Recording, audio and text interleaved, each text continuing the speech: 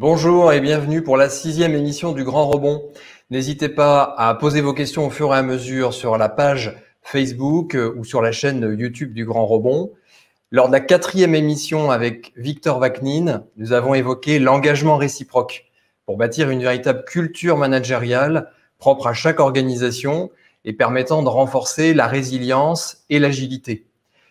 Luc Breton nous a ensuite rappelé qu'adopter de nouveaux modèles d'organisation était un préalable pour que les entreprises soient en capacité de poursuivre une mission sociétale.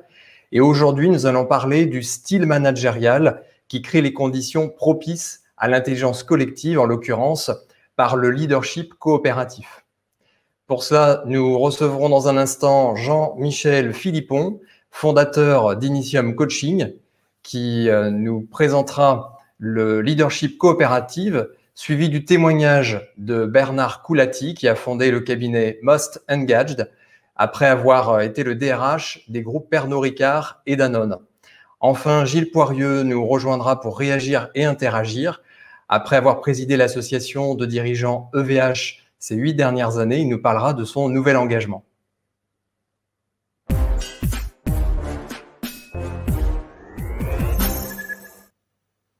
Bonjour Jean-Michel.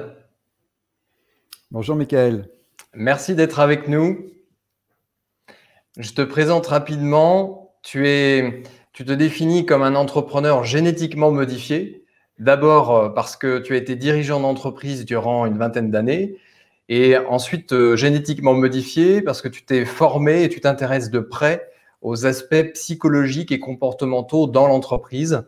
Il y a 10 ans maintenant, tu as créé ton cabinet de coaching et depuis, tu accompagnes dirigeants, managers, équipes et organisations qui souhaitent faire évoluer leurs compétences et leur posture managériale.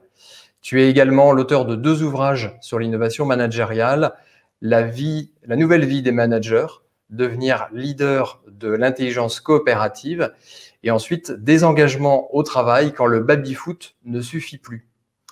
Est-ce que tu peux dans un premier temps nous dire ce qu'est l'intelligence coopérative et en quoi c'est essentiel aujourd'hui ? Oui, merci Michael. Écoute, je suis très content de participer à cette nouvelle émission de Grand Rebond. Alors, avant de vous présenter véritablement ce qu'est l'intelligence coopérative, je voudrais que nous partions ensemble sur 2 constats que, à mon avis, vous aurez sans aucune difficulté la possibilité d'adhérer. La première, c'est que nous vivons, et les entreprises aussi, vivent actuellement dans un monde très compliqué.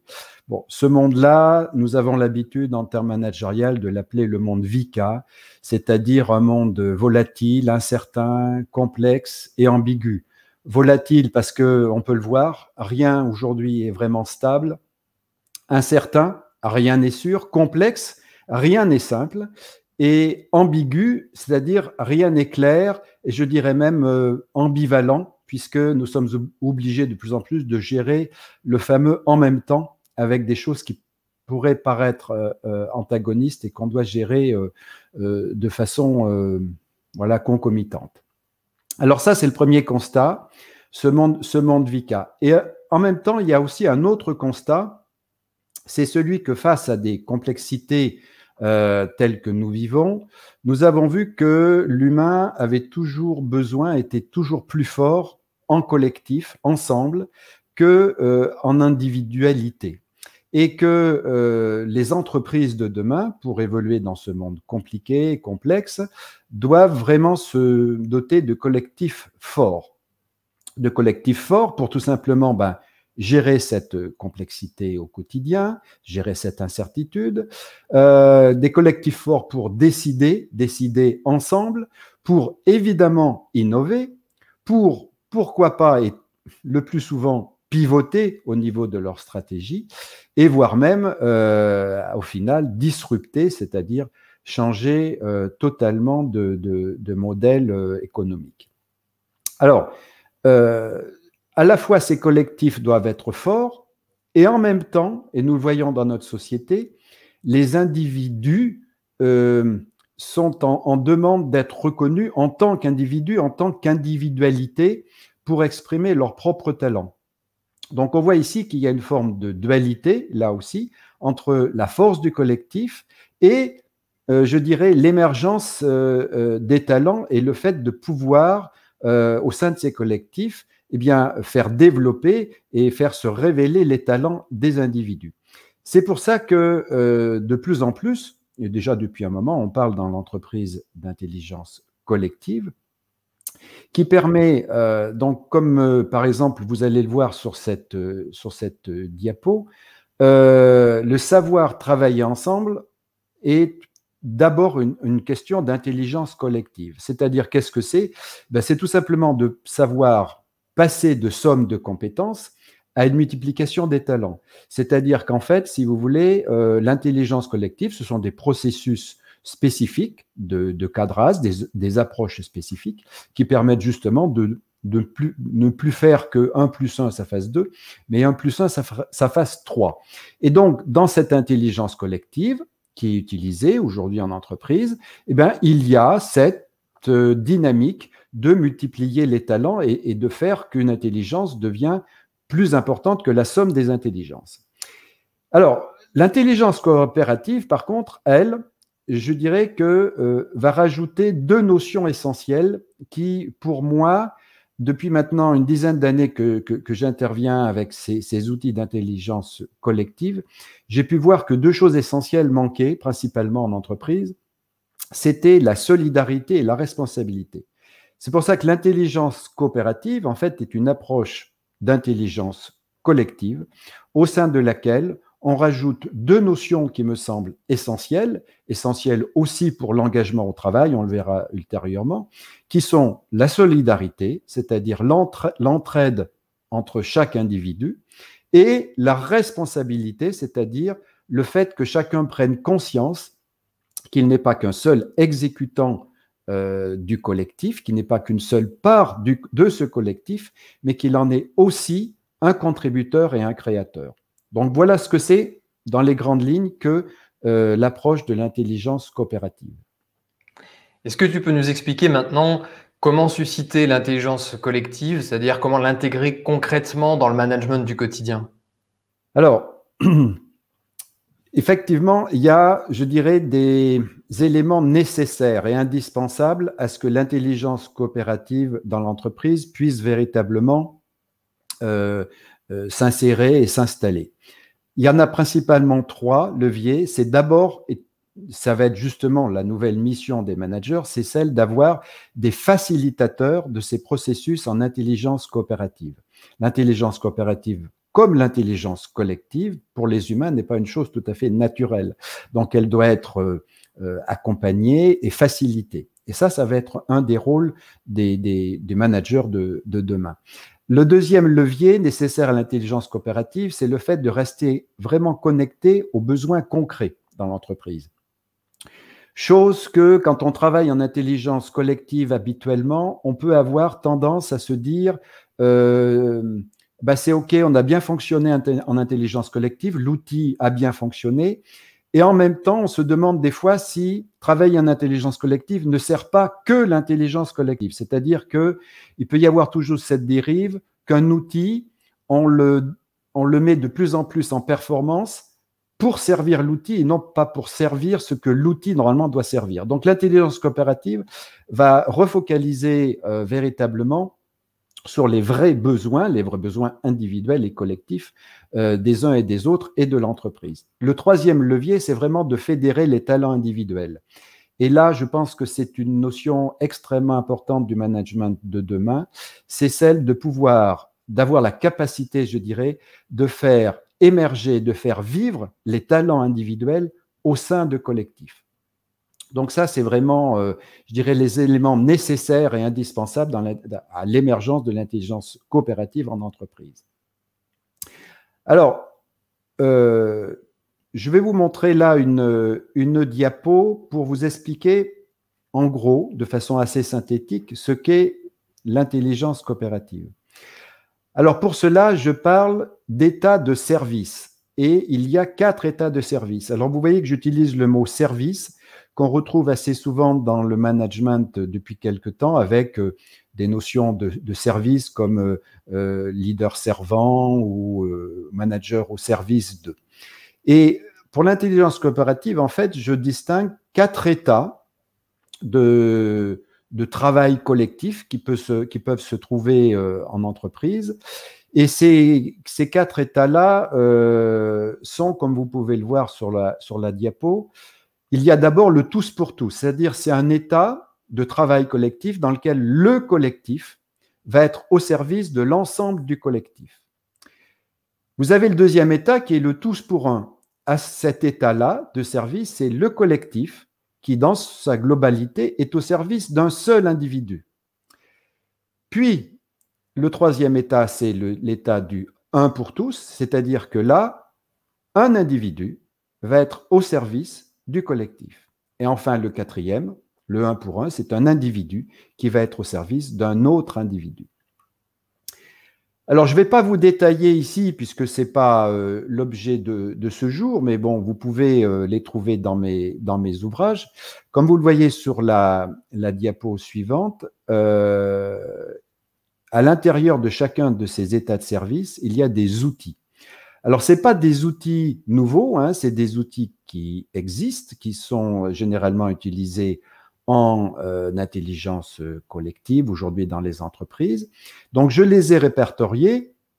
Comme vous voyez, par exemple, donc, dans l'état du tous pour tous, on retrouve des outils comme les réunions déléguées, le forum ouvert, le World Café, le Design Thinking, l'Appreciative Inquiry, le brainstorming qui est très connu, le hackathon qui est utilisé dans les grands groupes, les séminaires, les team building et les temps de célébration. Donc, tous ces outils-là sont des outils qui vont permettre à l'intelligence coopérative d'être au service du collectif, mais donnés par l'ensemble du collectif. Puis après, vous avez l'autre état de service qui est celui du tous pour un, où là, donc, c'est tout le collectif qui va être au service d'un individu. Et là, j'ai répertorié 3 outils le premier, il est assez connu maintenant, hein, c'est le co-développement.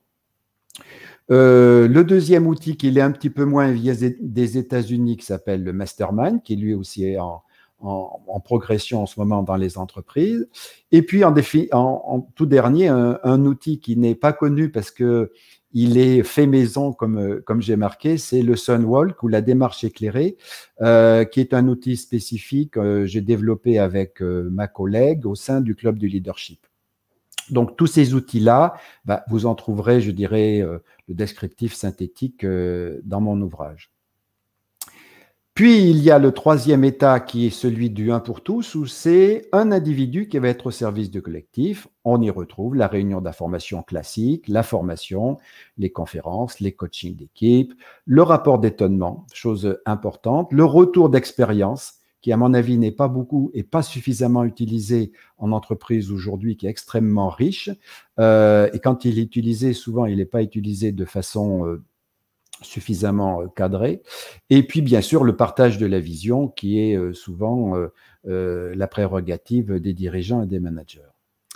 Et en quatrième, donc en quatrième point, le quatrième état de service, c'est un outil du un pour un. C'est là où un individu va être en aide, en soutien d'un autre individu. Alors là, on y trouve évidemment la formation individuelle, le tutorat qui va être plutôt sur le soutien des compétences, le mentorat qui va être plutôt sur le soutien, je dirais, de la carrière, le coaching qui est le soutien plutôt du développement personnel et le parrainage qui est plutôt le développement du réseau dans le collectif.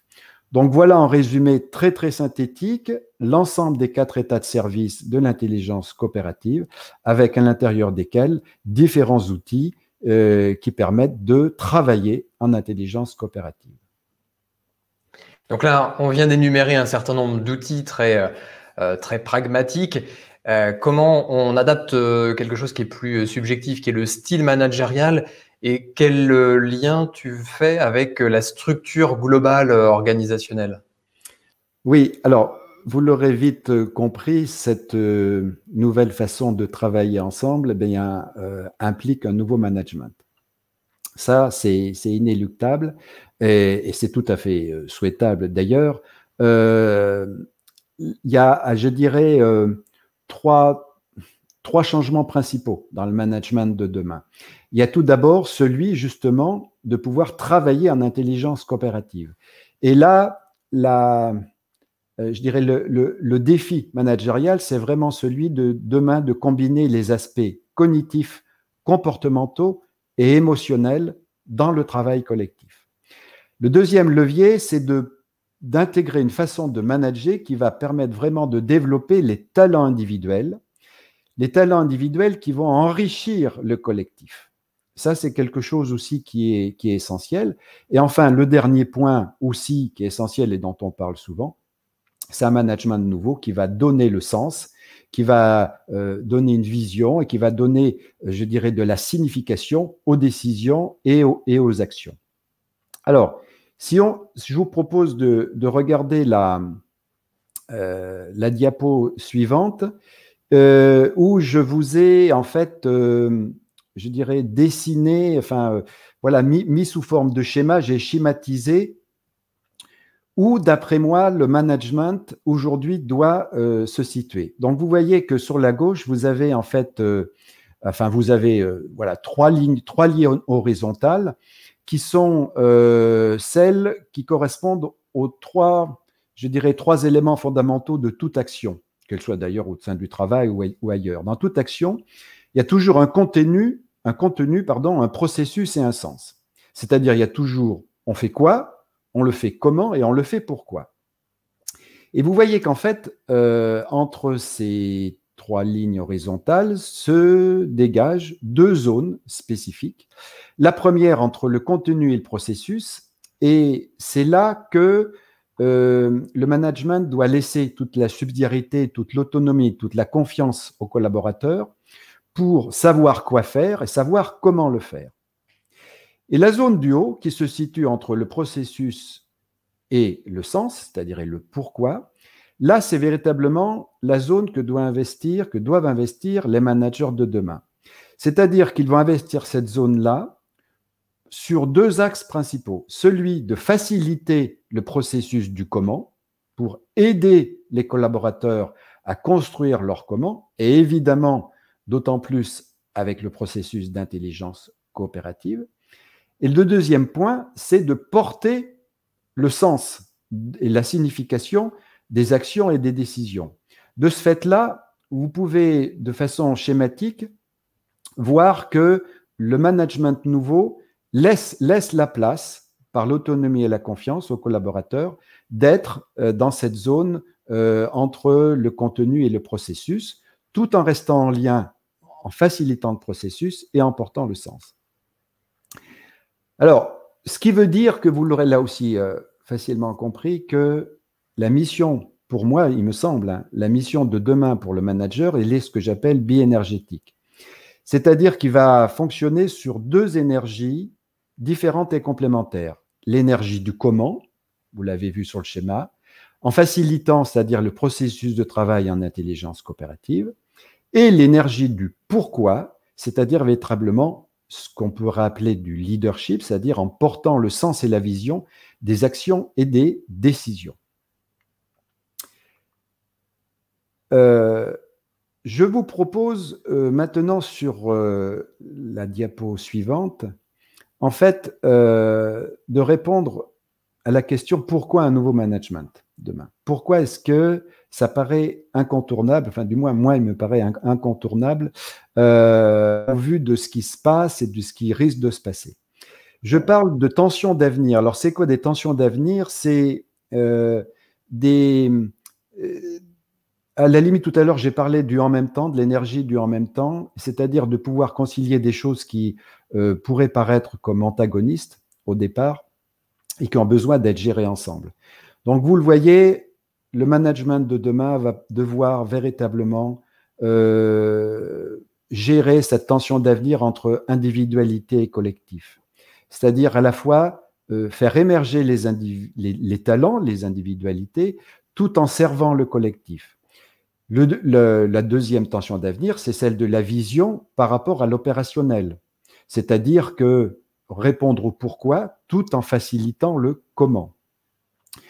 La troisième tension d'avenir, c'est la confiance vs le contrôle versus le contrôle, où là aussi, il y a toujours une dose importante de confiance qui est donnée, et en même temps, celle du besoin pour les dirigeants et les managers d'avoir une certaine forme quand même de tableau de bord pour savoir où l'entreprise, où le collectif avance. Une autre tension d'avenir est celle des compétences versus l'apprenance. Ça, on le voit beaucoup dans la formation et dans le recrutement. Les compétences sont une chose et les compétences de demain, c'est aussi celle d'être dans la capacité d'apprendre, mais d'apprendre quelque chose de nouveau, d'apprendre en marchant. Et l'apprenant, c'est aussi celle de désapprendre. Il va falloir, en termes managériels, qu'on facilite nos collaborateurs à se défaire et à lâcher prise sur certains processus qui sont devenus obsolètes parce que les choses changent très vite.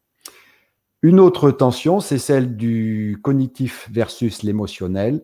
Il est temps aujourd'hui dans nos processus de travail managériaux de faire rentrer les émotions au sein de nos réflexions et du cognitif parce que c'est là que se trouve toute la puissance créatrice, la puissance d'innovation. Et la dernière tension d'avenir, qui elle est peut-être un peu plus d'avenir que les autres, c'est celle que le management va avoir à gérer très rapidement dans les années qui viennent. L'intelligence collective vs l'intelligence artificielle, pour pas en faire quelque chose d'une forme de compétition, et ne pas que l'intelligence humaine n'ait pas peur de l'intelligence artificielle, mais qu'au contraire, elle trouve l'intelligence artificielle comme un support et une aide importante au développement de l'intelligence humaine. Donc voilà, je vous ai présenté là aussi de façon très synthétique et schématique comment je vois le management de demain, à la fois en termes d'organisation et en termes de mission pour le manager. Merci Jean-Michel. Je te propose, si tu veux bien, dès à présent de retrouver Bernard qui va nous livrer son retour d'expérience en tant qu'ancien DRH sur ces sujets.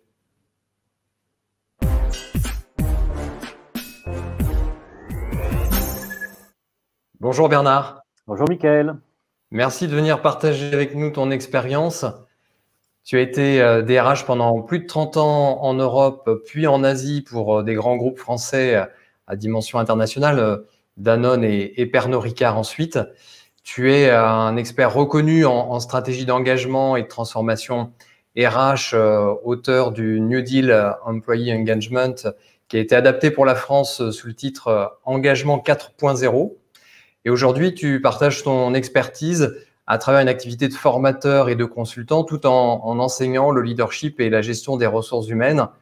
Alors, j'aurais une question à te poser en tant qu'ancien DRH au sein de grands groupes. Comment les DRH abordent et quelle posture ils adoptent ou devraient adopter vis-à-vis de toutes ces transformations managériales qui se sont accélérées au fil des années? Oui, donc bonjour Mickaël, merci de cette opportunité d'échanger sur ces sujets si actuels. C'est vrai que les DRH aujourd'hui, ils ont effectivement un certain nombre de nouvelles postures à acquérir et de nouveaux modes de management eux-mêmes à acquérir. Mais c'est vrai que pour le moment, à très court terme, ils sont, on va dire, empêtrés encore dans cette crise sanitaire. Et cette crise sanitaire, comme je l'ai dit récemment dans un de mes livres blancs diffusé tout récemment, cette crise sanitaire, elle est vraiment un révélateur de beaucoup de choses dans le monde de l'engagement au travail. La première chose à dire, c'est que je crois qu'aujourd'hui, on parle beaucoup de solidarités nouvelles qui ont été créées, qui ont été mises en avant dans cette crise. Quand j'interroge les entreprises dans lesquelles j'interviens ou les DRH autour de moi, bah, eux, ils voient plutôt pas trop la solidarité, ils voient plutôt les silos et les fractures qui ont été créées à cette occasion, puisque vous aviez les personnes qui étaient au front à travailler, je parle même pas des soignants qui ont été vraiment encore plus au front, mais vous aviez les malades, vous aviez les soignants, vous aviez les personnes au front, et puis vous aviez les personnes en télétravail, voire même sans travail. Donc toutes ces fractures-là, une des missions principales du DRH aujourd'hui, avant même de reconstruire l'avenir, c'est vraiment d'amortir les chocs de cette crise et de recréer de l'écoute. Le lien est absolument essentiel vis-à-vis de l'intelligence collective, puisque c'est recréer du collectif, recréer de l'écoute, recréer une écoute des signaux faibles de malaise de mal-être qui peuvent survenir, et puis adapter en ce moment un discours d'engagement très terrain, en fait, très très pratique et très terrain, à base de confiance, d'écoute, d'autonomie. Donc effectivement, là, on a déjà les ingrédients de ce qu'on peut développer sur le moyen long terme, mais il faut l'appliquer tout de suite, sans trop d'outils. Il ne faut pas trop mettre d'outils sur la table en ce moment, il faut plutôt développer des postures d'écoute. Et puis aussi être exemplaire dans la gestion sociale, parce que les collaborateurs regardent beaucoup ce qu'on fait en ce moment. Et ce qu'on fait en ce moment sur le plan social, sociétal, mais aussi pour aider les gens, ça en dit beaucoup sur l'engagement futur potentiel de ces personnes dans l'avenir. Donc ça, c'est vraiment pour le quotidien d'aujourd'hui. C'est important de repartir quand même de cette base-là. Après, sur les perspectives que les DRH doivent prendre en compte, je crois que plus que jamais, les DRH doivent être les champions de l'engagement. En fait, c'est un sujet qui est extrêmement maltraité dans les entreprises parce qu'on le traite souvent sous l'angle de la communication, sous l'angle des grandes enquêtes d'engagement qui certes ont une utilité effectivement d'écoute, mais le DRH est plutôt pas trop à l'aise sur ce sujet parce que c'est pas des sujets qui requièrent des process, des outils forcément, mais plutôt des attitudes et des postures. Donc aujourd'hui, un des premiers grands chantiers, on va dire, qui est extrêmement prometteur pour les DRH, c'est ce fameux chantier de la raison d'être. Je parle même pas des entreprises à mission, de tout ce qui va autour de la loi Pacte, mais c'est vrai que la raison d'être, c'est une occasion en or de parler d'engagement, à condition que les DRH se saisissent de ce sujet sans en faire quelque chose de stratosphérique, mais aussi de traduire la raison d'être dans ce que j'appelle, moi, la raison d'en être, c'est-à-dire pour la réceptionniste, pour le vendeur de base, pour l'ouvrier dans son usine. Ça veut dire quoi la raison d'être pour lui ou pour elle au quotidien? Qu'est-ce que ça change dans son travail? En quoi je peux créer de l'appropriation supplémentaire de l'engagement, effectivement, au travail par l'appropriation et non pas par la consommation d'expériences collaborateurs plus ou moins ludiques ou infantilisantes. Donc ça, c'est la fin des années bonheur au travail, une fois pour toutes, j'espère. Voilà, donc c'est comment cette raison d'être, je peux en faire quelque chose de très concret au quotidien pour relier, pour aligner les planètes, si je puis dire, entre la direction, la vision et puis le terrain. Ça, c'est vraiment une chose essentielle que dont les DRH doivent se saisir absolument. Et on parle beaucoup de créer du sens. Ben voilà une occasion très concrète de le faire. Après, il y a d'autres sujets comme l'agilité, comme la coopération, comme la résilience. Il y a beaucoup de mots valises là-dedans qu'on utilise au quotidien, mais qui sont en fait quand même des réalités dont le DRH doit se saisir également. L'agilité, ça veut dire aussi travailler sur l'organisation, simplifier les process pour les rendre plus souples et plus agiles. La confiance, l'autonomie, c'est pas juste de l'injonction, ça doit se créer aussi par de l'organisation. Donc le DRH doit avoir toute sa place dans ces processus-là.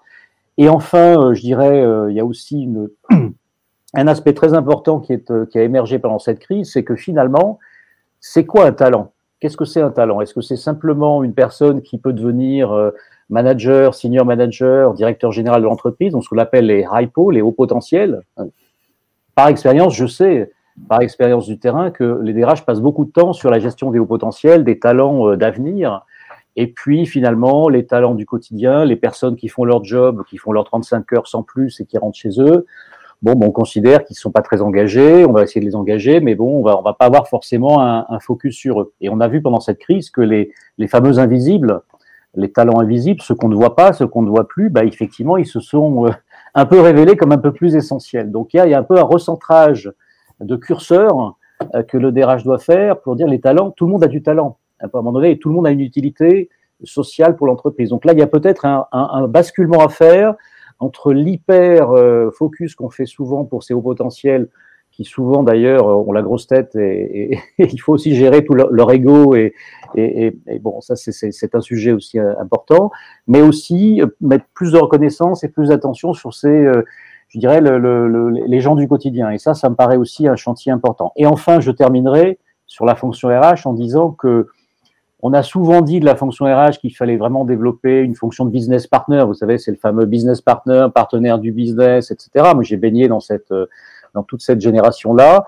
Je pense qu'on est allé un poil trop loin sur le business partner. On est devenu des serviteurs du business plutôt que des challengers du business. Et il faut garder ce côté poil à gratter, ce côté challenger de l'existence, ce côté gardien du temple des valeurs, ce savoir dire non aux managers pour pouvoir mieux ensuite les servir, pour préserver, pour être le défendeur vraiment de gardien du temple, hein, je disais, des valeurs de l'entreprise et de la culture. Ça veut dire aussi challenger l'existence, ça veut dire aussi participer à la stratégie et pas simplement l'exécuter. Hein, donc là, il y a un rôle J'étais effectivement baigné par la culture Danone, BSN, Danone, les Ribou, donc ça a été un peu mes fondamentaux. C'est vrai que on a un peu perdu ça avec le temps parce qu'on est devenu plus process, plus transactionnel, plus à force d'être dans le business, on s'est un peu noyé dans le business. Donc il faut aussi garder ce recul de la fonction RH pour pouvoir effectivement être à l'écoute des évolutions sociales, sociétales telles qu'elles existent, et puis aller à l'extérieur, revenir dans l'entreprise et apporter ce regard neuf et qui permet de challenger et de mieux servir le business sur le challenger. Le bon DRH, c'est pas celui qui va servilement exécuter une stratégie business, c'est celui qui va au contraire y participer pleinement et amener des contre-pouvoirs et un regard différent. Et c'est ça. Et les bons patrons, finalement, c'est ceux qui ont compris ça et qui attendent ça de leur DRH. Voilà, si je peux très très rapidement faire une exégèse de ce que je pense que la fonction devrait devenir et va peut-être redevenir dans les mois et les années qui viennent. Tu disais à l'instant que les DRH devaient se saisir plus que jamais de la construction et de la mise en œuvre de la raison d'être. Toi qui es beaucoup sur le terrain et qui accompagne un certain nombre d'organisations, est-ce que tu as le sentiment que d'une part, ils s'en saisissent suffisamment et d'autre part, qu'on leur laisse la possibilité, l'espace nécessaire pour le faire, sachant qu'il y a plusieurs parties prenantes dans cet exercice? Effectivement, ce n'est pas toujours le cas. Je dirais même que rares sont les entreprises qui ont compris qu'il fallait vraiment se saisir de ces chantiers-là. Mais comme souvent, tu sais, on a des leaders d'opinion et puis ensuite des suiveurs et tout ça se fait dans le temps. Je trouve qu'on est encore en train de tourner la page d'une fonction RH très centrée sur une expérience collaborateur qui est parfois trop dans la consommation d'expérience et pas dans le côté acteur. Donc, je trouve qu'une des dimensions importantes, c'est de recréer cette appropriation par les collaborateurs, par les managers de leur destin. Donc, ça passe. La raison d'être, c'est un des outils parmi d'autres. Mais tu sais, je pense aussi que la raison d'être, c'est pas forcément le grand chantier au niveau de l'entreprise. Peu d'entreprises se saisissent de ça au niveau global, mais il y a beaucoup de micro-actions d'usines de production, de lieux de travail, de boutiques, de magasins, dans lesquels un dirigeant, un leader local peut arriver sans attendre du haut que la raison d'être lui tombe sur la tête, peut aussi créer son propre sens pour l'endroit, la business unit dans lequel il ou elle travaille, pour créer du sens pour ses collaborateurs et pour avancer sur ce sujet. Donc, moi, je combats souvent l'histoire de l'exemplarité, c'est-à-dire qu'on attend toujours tout du haut, on attend que le top management soit parfait pour cascader ensuite des pratiques dont je vais m'approprier ensuite ces pratiques pour les diffuser à mes équipes. Non. Le rôle d'un manager, c'est pas ça. C'est certes, effectivement, c'est mieux quand il y a un alignement, mais l'alignement, il existe assez peu finalement. Donc, il faut que chacun puisse trouver sa propre vision au niveau de son équipe et puis de l'incarner et de la faire vivre. Même si ce qui est au-dessus de ma tête n'est pas clair, à moi de transformer ce stress que je reçois par de l'énergie pour mon équipe. Et ça, c'est un des éléments clés, je trouve, du rôle du manager. Donc, c'est vrai que sur la partie transformation des entreprises actuellement, il y a la raison d'être qui est une chose, mais il y a aussi, je dirais, tout ce qui concerne l'expérience collaborateur. C'est une des grandes modes récentes. On a souvent dit que l'expérience collaborateur remplaçait l'engagement, que c'était la nouvelle façon de parler de l'engagement. Je ne suis pas du tout d'accord avec ça. Je trouve qu'il y a la place pour les deux. L'expérience collaborateur, c'est ce qu'on va faire pour les gens, c'est ce qu'on va faire avec eux. L'engagement, c'est ce qu'on va faire par eux. Donc, ça me permet d'introduire une notion très importante, et ça reflète ce que je viens de dire précédemment, c'est la notion de bienveillance et d'exigence. C'est-à-dire qu'il faut absolument aujourd'hui, le management aujourd'hui, c'est vraiment une ligne de crête. C'est une ligne de crête entre, d'un côté, être bienveillant avec ses équipes, écouter, faire confiance, etc., mais sans aller trop loin, sinon on tombe dans le bisounours, Candyland et le bonheur au travail. Donc ça, c'est les extrêmes qu'il faut absolument éviter. Et de l'autre côté, il y a l'exigence à amener, mais sans aller trop loin non plus, parce que là, on tombe dans le harcèlement, les risques psychosociaux. Donc, c'est deux grandes choses qu'il faut éviter. Finalement, c'est quoi l'engagement? C'est d'être sur cette ligne de crête au milieu, c'est de réinventer un mode de management qui est à la fois bienveillant et exigeant. Quand on y réfléchit bien, finalement, c'était quoi le paternalisme avant? Vous savez, le paternalisme, c'est comme le cholestérol, il y a le bon et le mauvais. Donc, si on oublie les mauvais côtés qu'on ne veut plus voir, un des bons côtés, c'était quoi? C'est de s'occuper de ses équipes, s'occuper de ses gens. Et c'était quoi s'occuper de ses gens, comme il disait à l'époque de mon grand-père, on parlait comme ça. C'est à la fois être bienveillant avec eux, les protéger, le côté protecteur, paternaliste, effectivement, et puis le côté exigeant, parfois dur, mais aussi qui fait grandir, parce que l'exigence, ça fait mal aux genoux, mais ça fait grandir. Donc il y a le côté apprenant, comment je construis une organisation apprenante pour que les gens continuent à se développer et apprennent. Et ça veut dire qu'il faut fixer les barres assez haut dans tous les systèmes de gestion de performance, de learning, etc. Il faut quand même, et c'est ça qui va créer de l'engagement finalement, on a envie d'y aller. Et puis à côté de ça, être dans la protection, dans le care et dans le protecteur. Donc il y a là encore ligne de crête. Donc je crois beaucoup que la raison d'être, c'est un des chantiers, mais c'est pas le seul. Et il faut aussi revenir sur les modes de management qui dans un univers VUCA, selon si on le dit en français ou en anglais, dans cet univers-là très, très incertain, effectivement, il faut redonner quelques modes de stabilité comme ça. Et moi, je prône beaucoup le retour vers un mode de management de ce type-là, le retour des relations humaines, finalement. Les ressources humaines, c'est une chose, on doit gérer des talents, les transformer, etc. On optimise les ressources humaines, ça c'est un jargon un peu techno, mais il faut revenir aussi vers une notion de relations humaines au quotidien.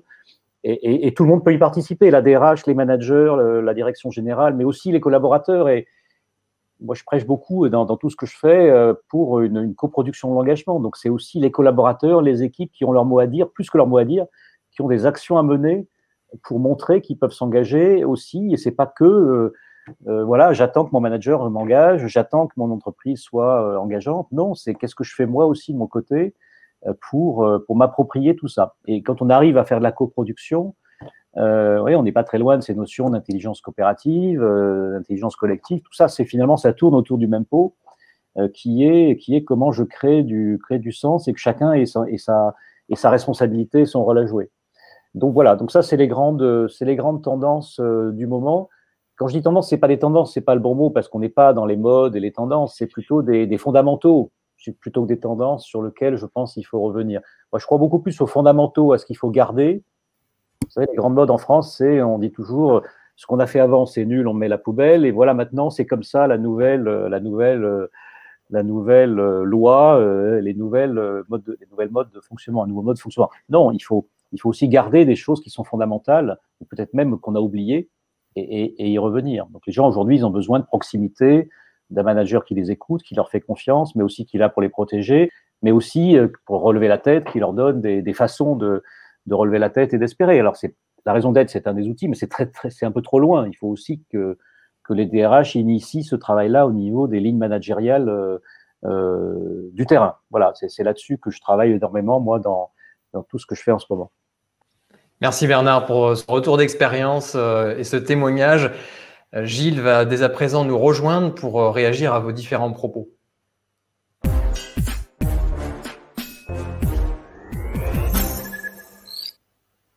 Bonjour Mickaël. Bonjour Gilles. Bonjour à tous. Bonjour. Bonjour. Merci d'être avec nous. Tu as développé durant près de 25 ans une solide expérience d'abord chez Sodexo à des postes de manager puis de direction dans des environnements internationaux. Tu as également préfacé le best-seller Reinventing Organization de Frédéric Laloux, livre qui par la suite est devenu une référence pour les entrepreneurs et les managers qui souhaitent faire évoluer leur organisation vers une libération des énergies et des talents. Tu viens tout récemment de quitter la présidence du réseau associatif EVH, qui signifie vers une entreprise vivante par et pour les femmes et les hommes vivants, dans lequel tu restes engagé aux côtés de son nouveau président Bertrand Cuneau pour une période de transition. Et outre le fait que tu viennes d'accepter la présidence de l'association Ce que je veux faire plus tard pour lutter contre le décrochage scolaire et aider les enfants à s'orienter, tu démarres aussi une nouvelle aventure professionnelle et humaine qui rejoint totalement le sujet de cette émission. Mais juste avant de nous en parler, peux-tu nous dire ce que les propos de Jean-Michel et le témoignage de Bernard t'ont évoqué ? Moi, ça résonne très fort. Comme tu viens de le dire, j'ai transmis à l'association EVH il y a une semaine. J'en étais le président pendant 8 ans.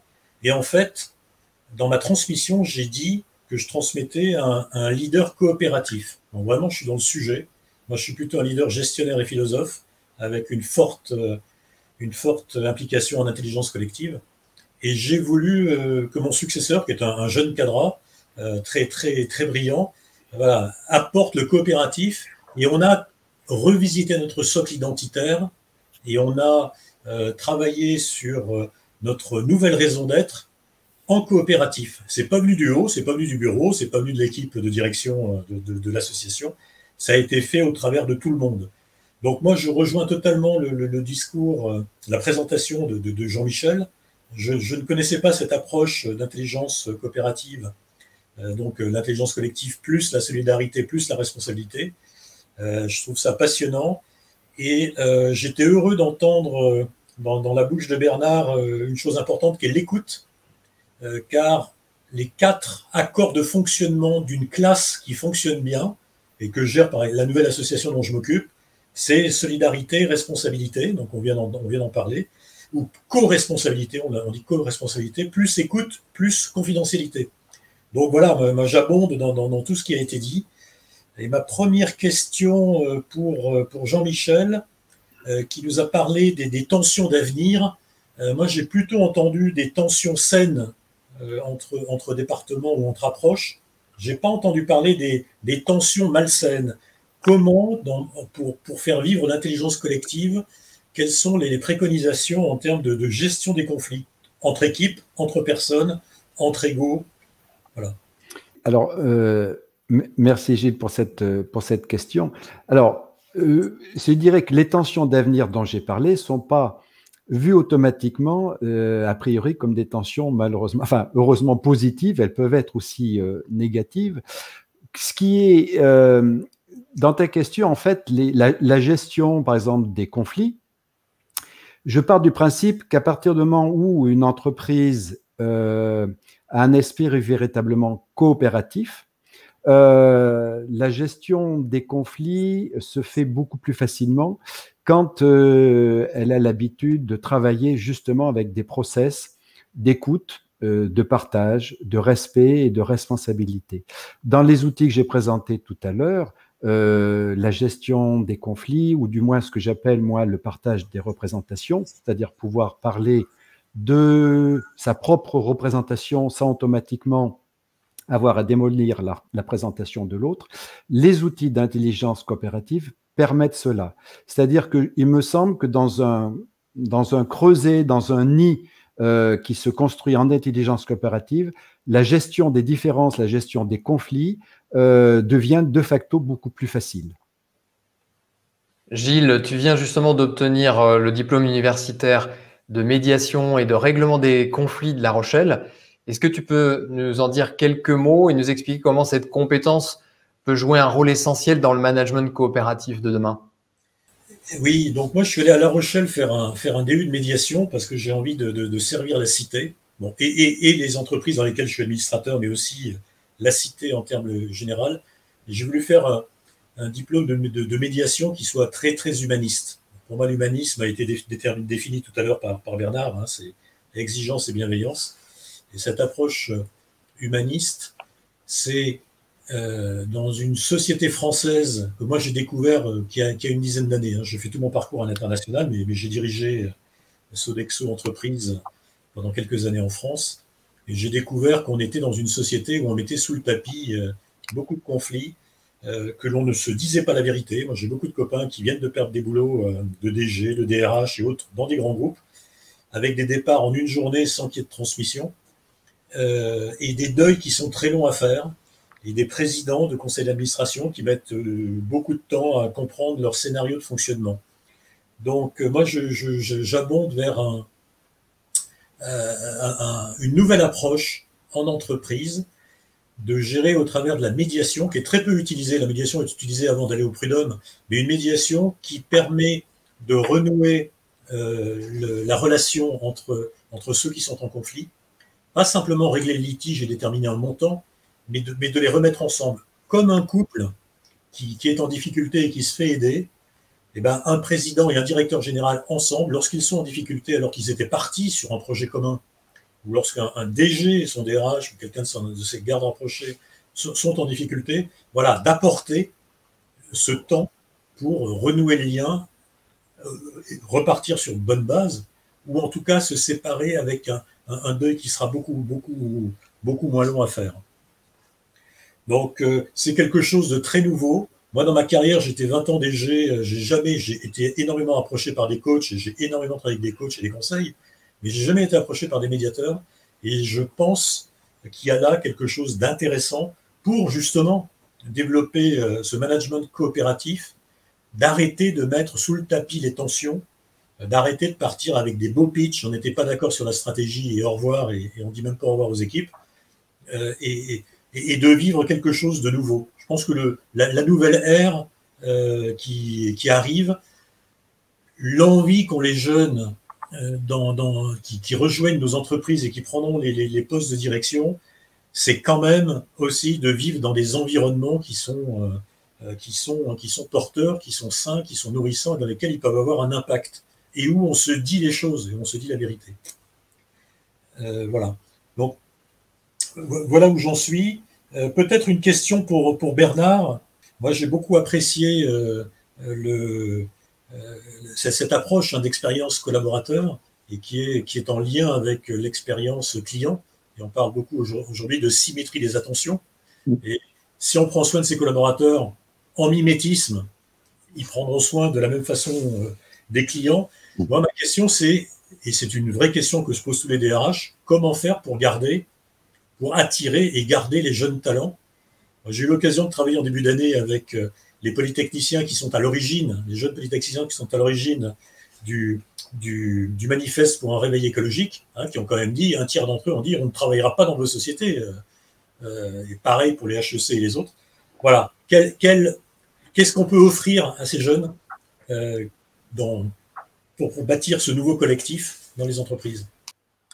C'est la question, c'est une des grosses questions, une des grandes questions de tous les DRH. C'était déjà le cas avant la crise, et ça l'est encore plus. Et ça l'est encore plus pour moi qui reviens de 10 années passées en Asie, où évidemment l'attraction des talents, l'attraction des talents dans un marché à forte tension, où il y a du boulot pour tout le monde, en gros, c'est le contraire de ce qu'on vit ici.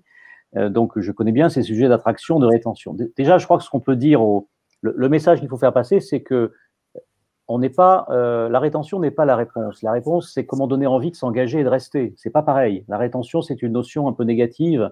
Je retiens quelqu'un, retenez-moi. Et si on raisonne rétention, on va raisonner package, on va raisonner environnement de travail, bureau, bref, les aspects un peu matérialistes de l'expérience collaborateur, qui sont plutôt des aspects consommation. C'est-à-dire qu'est-ce que je peux offrir pour que les personnes aient envie de rester. Bon, ça, c'est la vision un peu, je dirais, un peu négative et pas à long terme, pas durable sur le long terme. Donc, par contre, travailler sur l'engagement, travailler sur le développement des compétences, des talents, travailler sur comme je disais, la raison d'en être, c'est-à-dire comment je fais en sorte que la raison d'être résonne au quotidien pour chacune des personnes qui travaillent dans l'entreprise, pour que son travail ait un sens, pas seulement pour la boîte, mais aussi pour moi qui y travaille, et donc il y a un alignement des planètes entre l'entreprise et les aspirations individuelles. C'est plutôt là-dessus que ça va se jouer. Donc, je dis souvent à des jeunes qui démarrent, ne choisissez pas votre entreprise, choisissez votre manager. C'est quand même le point essentiel. Faut pas oublier alors c'est un peu galvaudé, on le dit toujours, mais on rejoint une entreprise et on quitte un manager. Mais c'est tellement vrai, c'est dans toute mon expérience, je n'ai eu que ça à gérer. Il faut se souvenir également qu'aujourd'hui, on fait plus carrière dans une même entreprise. Donc, l'aspect rétention n'a plus le même résonance. Il faut aussi savoir gérer les personnes qui s'en vont et qui peut-être vont revenir. Ça aussi, c'est un sujet qu'on n'avait pas en tête il y a encore quelques années. On peut partir et puis peut-être aller faire une expérience ailleurs et revenir dans l'entreprise différemment. Donc, il faut aussi raisonner différemment. On n'est plus dans la même logique que la carrière tout au long de la vie, et donc la rétention n'était pas la même. Donc, je trouve que la rétention, c'est un sujet négatif. Il faut plutôt travailler sur qu'est-ce qui va faire que la personne va s'engager positivement dans l'entreprise à titre personnel. Et puis après, comment attirer les jeunes, parce qu'il y a l'autre aspect, c'est l'attraction. Là aussi, je trouve qu'on est trop souvent on est trop marketé, trop marketing dans la marque employeur pour attirer des collaborateurs, des jeunes en particulier. On va avoir une belle marque employeur qui va bien briller. On va raconter beaucoup de choses sur la culture d'entreprise, sur le style de management, sur la facilité de faire carrière et autres. Et on va raisonner aussi beaucoup sur le côté consommation de l'expérience consommateur, de l'expérience collaborateur, pardon, et pas assez sur les aspects responsabilisants individuels qui fait que votre carrière est entre vos mains, c'est vous qui vous développez, c'est aussi vous qui faites votre parcours d'intégration. C'est bien d'avoir des très beaux programmes d'intégration et de onboarding, mais souvent ils sont très cocooning, quoi. On fait tout de A à Z, et il faut aussi donner aussi un peu des responsabilités. Les jeunes, ils ne demandent pas que tout soit mâché dès le départ. Donc il faut aussi travailler sur une marque employeur qui soit réelle. C'est-à-dire que l'expérience collaborateur, pour moi, elle démarre la première journée, la première semaine, le premier mois. C'est quel est finalement le sentiment de chaque collaborateur. Est-ce que ça correspond, la façon dont je suis accueilli, la façon dont ce qu'on me demander de faire les premiers mois, est-ce que ça correspond à ce qu'on m'a vendu? Donc, plus on est ambitieux et trop brillant dans la marque employeur, et moins ça correspond à la réalité du style de management, du quotidien, plus il va y avoir un écart et plus ça va créer du désengagement. Alors, dans le meilleur des cas, la personne va partir. Dans le pire des cas, la personne va rester et va se désengager. Et là, les problèmes commencent. Donc, je dis souvent, ayons des marques employeurs plus sobres, peut-être, moins hédonistes, plus centrées sur l'individu, ce qu'il va pouvoir apporter et se développer personnellement, plutôt que sur l'environnement du travail, qui certes est important, mais n'est qu'un facteur d'hygiène et de satisfaction, finalement, et qui va passer. C'est pas là-dessus qu'il faut mettre le curseur, mais plutôt sur ce que la personne va pouvoir faire pour se développer. Quand on apprend et qu'on se développe, et qu'on a un bon manager qui s'occupe de vous, qui vous protège et qui vous fait grandir, franchement, voilà, c'est là, les recettes. À part ça, finalement, le reste, c'est marginal. Hein, c'est quand même très centré sur la manière dont on est développé. Gilles, à partir du terrain et des retours d'expérience au sein des entreprises membres de VH, vous avez beaucoup travaillé la question du curseur de leadership pour trouver le juste équilibre entre libérer les énergies et en même temps ne pas perdre le focus résultat. Est-ce que tu peux nous en dire quelques mots sur les constats que vous avez faits? Nous, on est très imprégnés par Vincent Lénart, qui est un précurseur dans le coaching en France et sur son management hybride. Alors, c'est vrai qu'on a été très inspiré par Isaac Getz, très inspiré par Frédéric Laloux et plein d'autres, mais je trouve que l'on se pose bien en disant sur le curseur dirigeant ressources, dirigeant porteur de sens et command and control, voilà, comment je fais bouger le curseur en fonction des événements.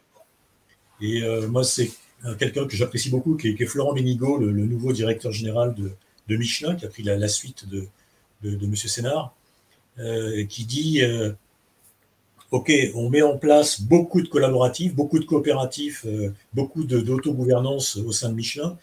Néanmoins, s'il y a le feu dans cette pièce, on ne va pas s'asseoir pour décider qu'est-ce qu'on fait pour sortir. C'est moi qui commande et qui demande à tout le monde de sortir. Donc on est un peu dans un management en zigzag, et c'est pas l'un ou l'autre. Ça dépend des moments. C'est aussi très intuitif. Ça dépend bien sûr de la personnalité du leader, mais être en capacité de faire bouger ce curseur en fonction des situations. Tout à fait.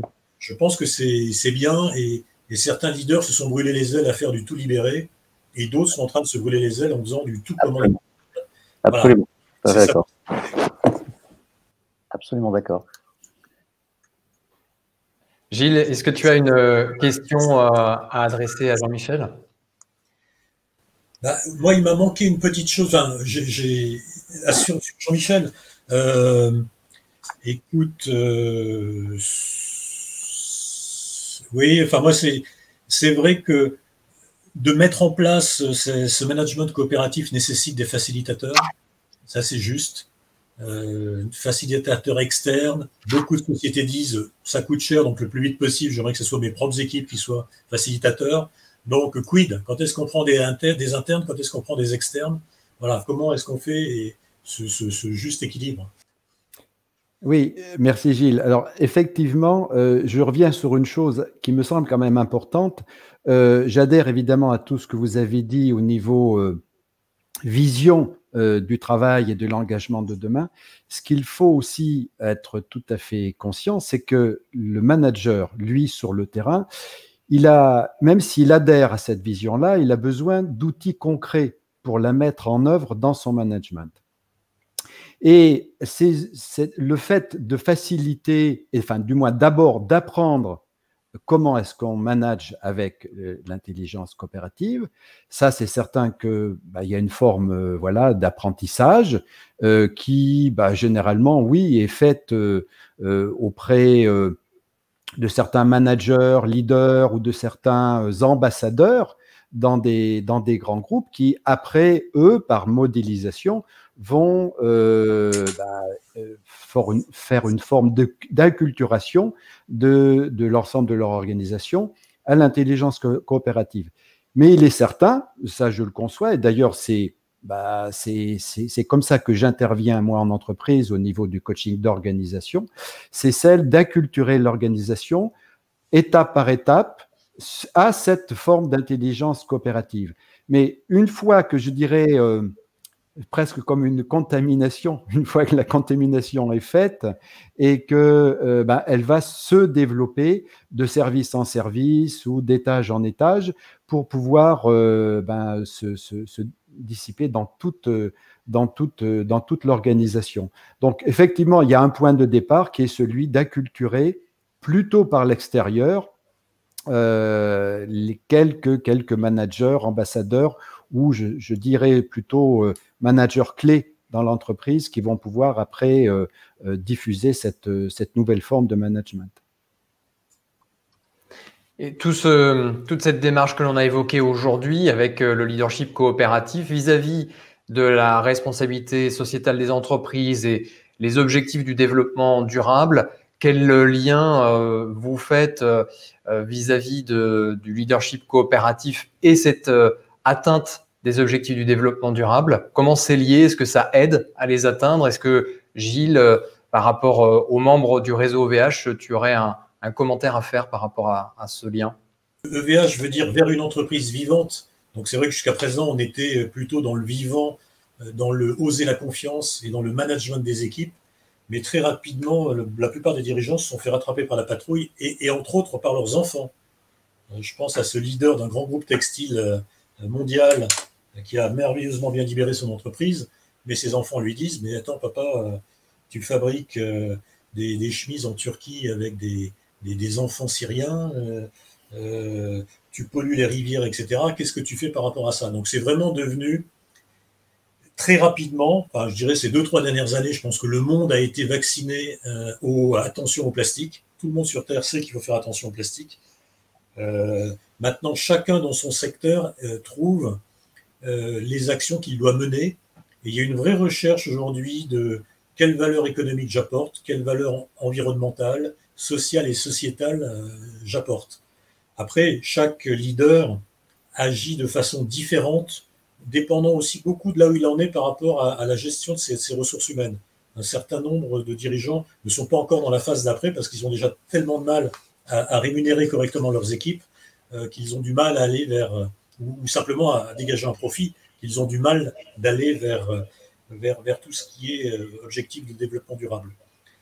De toute façon, moi, il y a eu une merveilleuse nouvelle la semaine dernière, je ne sais pas si vous l'avez vu. Il y a une application qui vient de sortir qui s'appelle l'appli des consos, qui sort par tous ceux qui ont monté C'est qui le patron. Et c'est un peu comme l'application du Yuka. Vous avez dedans, vous listez un certain nombre de paramètres qui vous intéressent avant de scanner un produit et vous voyez si ça correspond aux objectifs de développement durable qui correspondent à ce que vous voulez acheter.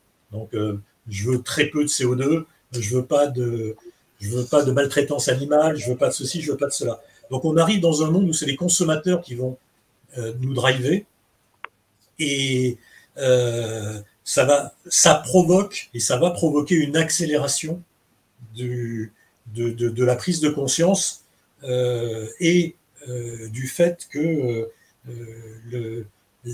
l'impact vente ou l'impact sur les collaborateurs sera immense si on omet d'être avec le vivant et d'être avec des objectifs environnementaux, sociaux et sociétaux. Donc c'est difficile de donner une réponse par rapport à une association où on est une centaine de dirigeants, mais de grands groupes, de petites sociétés, des startups, enfin tout ça est mélangé, mais dans une même envie de contribuer au vivant. Mais chacun avance vraiment, et je crois que tous les dirigeants qui sont là font mieux année après année que ce qu'ils faisaient auparavant.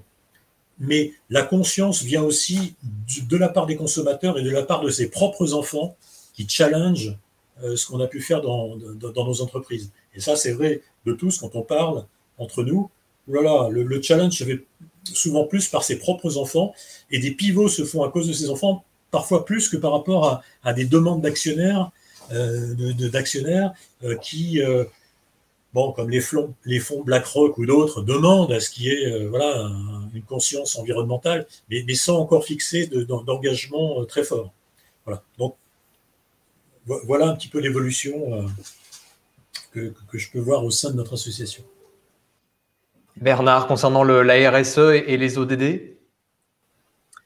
Oui, alors il est évident que la RSE, le sociétal, enfin, tout ce qui tourne autour du sociétal, de la RSE, du développement durable, ça a pris une ampleur énorme dans la fonction RH, parce que par ricochet, effectivement, à la fois sur la marque employeur, sur l'attraction des candidats, mais aussi sur les actions internes qu'on va faire et sur la communication qu'on va en faire, ça a pris une place indispensable. J'aurais deux remarques par rapport à l'intervention de Gilles là-dessus. Première remarque, c'est vrai que pendant plusieurs années, on a souvent mis en opposition le salarié et le consommateur. Hein. Il y avait beaucoup à la fois dans les médias, les études, enfin, on parlait souvent du paradoxe ou des contradictions entre le salarié d'un côté, son obsession c'était de garder son emploi et c'était ça qui le drivait, et puis le consommateur qui avait d'autres impératifs, et souvent c'est le même qui va faire ses courses le week-end et qui est salarié d'une entreprise qui n'est pas forcément dans le durable. Donc il y avait cette contradiction-là. On a l'impression que tout ça est en train de se ratatiner et que les salariés deviennent plus exigeants en tant que consommateurs eux-mêmes. Et donc, c'est une réduction de l'écart fort et donc on a besoin d'aligner les discours. Donc ça, c'est une des premières remarques. La deuxième remarque, c'est n'allons pas trop loin non plus parce que je constate souvent que dans les marques employeurs que je vois passer, la place du sociétal, évidemment, a pris une ampleur considérable parce on sait que les jeunes sont très attirés par les entreprises qui ont des démarches importantes, voire extraordinaires, voire remarquables, exemplaires sur le sujet. Donc ça va être un de leurs critères forts pour rejoindre une entreprise plutôt qu'une autre, ça c'est évident. Mais j'ai quand même aussi constaté que parfois, ce qu'on met en avant dans la communication externe sur le sociétal va un peu cacher le social. C'est-à-dire qu'il ne faudrait pas que le sociétal remplace le social et que sous couvert d'avoir une forte attraction sur ce sujet-là, on ait des pratiques sociales internes de gestion sociale, de respect des gens, de style de management qui deviennent un peu plus qui développent plus de verticalité et qui développent moins de soins, d'attention au développement des uns et des autres. C'est pas encore le cas partout, mais j'ai constaté quelques dérives par-ci par-là qui fait que il faut attention à pas en faire un outil simplement de marketing et d'attraction des talents et de marque employeur, sinon effectivement, sinon on aura des problèmes de désengagement. Une fois qu'on a rejoint une entreprise qui est socialement responsable et qui fait beaucoup d'actions sur le sujet, une fois qu'on est dedans et on est content parce qu'on a un environnement qui intellectuellement nous convient parce que cette entreprise a du sens, etc. Ok, une fois qu'on a dit ça, maintenant c'est quoi mon propre développement à moi dans la boutique, hein, donc il faut faire attention à ça parce qu'il peut y avoir effectivement une surexploitation du sujet sociétal et au profit du social. Donc, voilà, c'est un peu une mise en garde que je fais parce qu'il faut aussi garder un équilibre avec ce qui va développer vraiment les personnes. Merci. Jean-Michel, le mot de la fin t'appartient. Est-ce que tu veux rajouter un mot concernant le leadership coopératif ou réagir, si tu le souhaites, également à la RSE et aux ODD? Oui, écoute, oui, je veux bien réagir. En fait, tous ces sujets extrêmement importants, que ce soit celui de l'engagement, que ce soit celui de l'innovation managériale, de la RSE, du développement durable, il me semble qu'à partir du moment où dans les organisations, le nouveau management va permettre à chacun de prendre part à la discussion, à la construction, de prendre part aux décisions, même que si c'est d'une petite part, chacun va être beaucoup plus engagé et chacun va être beaucoup plus responsable. Et ce que je pense sincèrement aussi, c'est que dans ce leadership coopératif, il y a une notion, franchement, que j'aurais vraiment envie de voir se développer, c'est celle de l'entraide. je vois trop d'entreprises dans lesquelles, une fois qu'une réunion collective s'est terminée et tout ça, et que le projet a été, je dirais, validé collectivement, moi, je le vois dans les entreprises que j'accompagne, chacun repart avec ses petits problèmes, ses petits soucis, et se trouve, à la limite, paradoxalement, isolé alors que la co-construction a été collective avant. Et ce qui manque, c'est véritablement ce passage d'un moment donné à dire, bon, voilà, je peux être généreux envers mes collaborateurs, envers mes homologues, pour les aider, et je peux aussi ne pas risquer, ne pas craindre de leur demander de l'aide. Donc, je pense sincèrement que dans ce monde compliqué et dur, la bienveillance aussi managériale passe et beaucoup par l'entraide entre nous pour construire et grandir ensemble. Merci Jean-Michel. Merci. Bernard, Gilles, l'émission touche à sa fin. Un grand merci à vous trois pour votre participation. Merci Michael. Merci beaucoup. À bientôt et restez connectés pour la partie questions-réponses qui suivra.